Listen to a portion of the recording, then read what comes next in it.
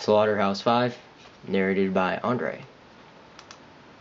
The book is Slaughterhouse-Five, but is also known as The Children's Crusade. It has 275 pages and was wrote by Kurt Vonnegut. It was published in 1969 by Della Corte. The author, Kurt Vonnegut. He was born on November 11, 1922, in New York City. He died April 11 in 2007. He studied at Cornell, but left college to join the army. He fought during World War II and lived in the European theater and lived through the Battle of the Bulge before becoming a prisoner of war. He lived through the massacre of the firebombing of Dresden in Germany during 1945. His mother committed suicide in 1944 by using sleeping pills. He later went on to become a professor at Harvard. He had 2 wives. His books received many awards and were highly praised, being listed as some of the best English novels of the world. These books included Cat's Cradle and Breakfast with Champions. Another interesting award he won was the Purple Heart during World War II, from a ludicrously negligible wound of frostbite. He struggled to write about the events he experienced in World War II for more than 20 years after the war ended. The firebombing of Dresden. I put this in because it's a huge part of the story, and it's just like what the book was originally going to be about. So it's a lot of it is just based on this and how it affected a lot of people, including the main character, Billy. 1,300 American and British bombers dropped more than 4,000 tons of incendiary bombs in the city of Dresden in February 1945. 130,000 civilians were killed, about the same amount estimated killed in the atomic bombs dropped in Japan. 40 square kilometers of Dresden was burnt to the ground. It was really controversial, and after the war, people kept arguing about if Dresden was a military target or not, or if it was bombed just to destroy German morale.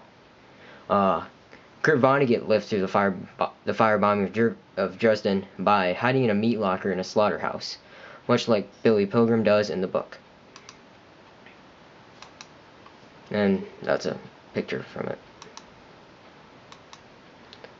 Characters. Billy Pilgrim. He is the main character in the story, and he is just this, the book is just about his life and the experiences he's had, with the main experience being surviving World War II during Germany. God, Caleb, shut up. Another character is Kurt Vonnegut, and he's not he's not an actual legit character that you read this in the story about, but he just constantly connects into the book. But when you just be reading a page and he'd just show up in it, and how he connected to Billy during that event, or how he lived through World War II and stuff like that. And yeah, the first whole chapter is actually just about him talking about him and his friends, and how he decided to write the book. The Trafalamadorians are these aliens that are reverse toilet that look they look like upside down reverse toilet plungers, I guess, and they're 2 feet tall, and they're just these really smart creatures that they're totally different from humans.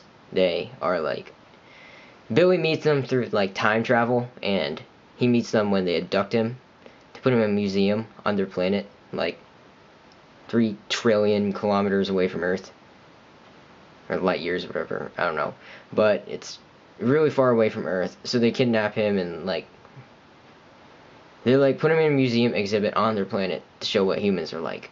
It's pretty weird. Valencia, she is the person Billy marries, and she's just she's fat and ugly, and Billy Billy just sort of marries her. It's life is just sort of bearable for him.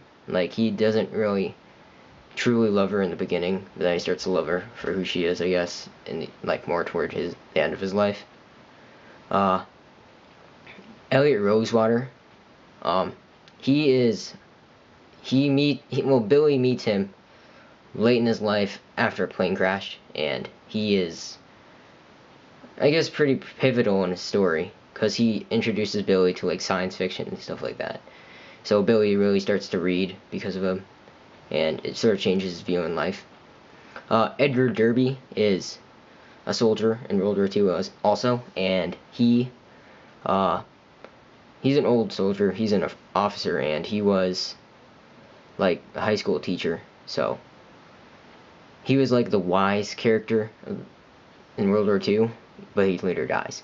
Paul Lazaro is sort of a minor character in the story, but he fights with Billy in World War II, but like Billy meets this guy, and then Paul like tries to avenge him, and like holds a grudge for like 30 years and kills Billy in the end, which is like revealed at the very beginning. The summary. Summary is really hard to explain since the book jumps through time constantly, because it jumps through like a different point in Billy's life like every page. So I guess I sort of have to tell it through Billy's timeline of life since I can't really tell it page by page. What happens is like it starts out in World War II. Billy is just this unfit soldier, and he is just like he's like lagging behind everyone else. They're behind enemy lines. So he's joined up with 2 scouts and another soldier named Roland Weary. He's like a minorish character in the book, but they're later captured by the Germans. And Weary only saves Billy for like the glory because he's like a jerk. So they get captured and they're sent to a prisoner of war camp. And then on the train ride, they meet people like Edgar Derby and Paul Lazaro, and this random hobo who's sort of like, I don't know, I guess he's sort of simple, but they're on the way to prison camp when they'll later move on to their POW camp in Dresden. And then this is where a lot of the action becomes, because soon after, Dresden is firebombed, and so many people are killed. And this is where, like, the book's title comes into play. Like, they have to live in a slaughterhouse if they're prisoner of war, because that's, like, their address. So, their address is, like, Schlachthofenhof or something like that. And that's German for Slaughterhouse Number 5. And that's where Billy is during the firebombing. And then it's in a meat locker in that slaughterhouse, so that's how he lives through the firebombing. And then he's later rescued by the Russians when they're invading Germany. Later on, after the war, he marries Valencia, and he becomes an optometrist. So he's like, Valencia's father is rich and is the dad of the school Billy went to. So they settle down in New York. They're a really rich family. Billy's father-in-law gives him like everything, like totally super nice stuff. So Billy has this like great life after the war, though he doesn't really. For him it's just sort of bearable, because during the war was his first like incident of time travel. Like he would just jump through time, and he knows how his whole life is gonna end. So for his life it's just sort of bearable. They have 2 kids, and one is just this chick who's an absolute brat, but still has to sort of take care of the family later on.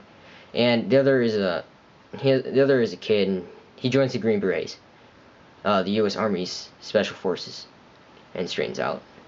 Then Billy's into a plane crash, and he's just totally jacked up after this.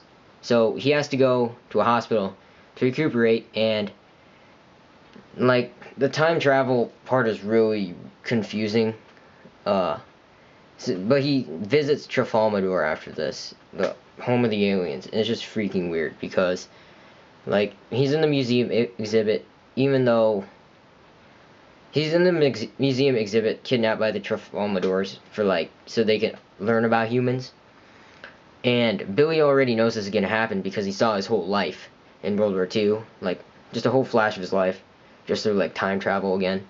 It's really weird. Billy like just sees time travel all the time, so he can just jump through time.